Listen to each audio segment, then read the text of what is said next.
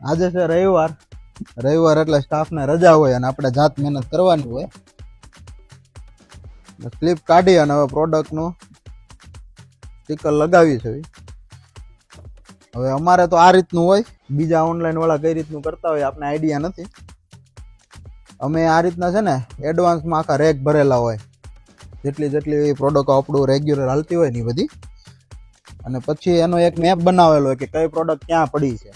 એટલે અમારે ખાલી જોવાનું, એસકેયુ ચેક કરવાના અને પ્રોડક્ટના રેક નંબર જોઈને સીધું ત્યાં સ્લીપ લઈને વહી જવાનું ને ચોંટાડીને સીધા બહાર મૂકી દેવાના, એટલે પાર્સલવાળા આવીને લઈ જાય.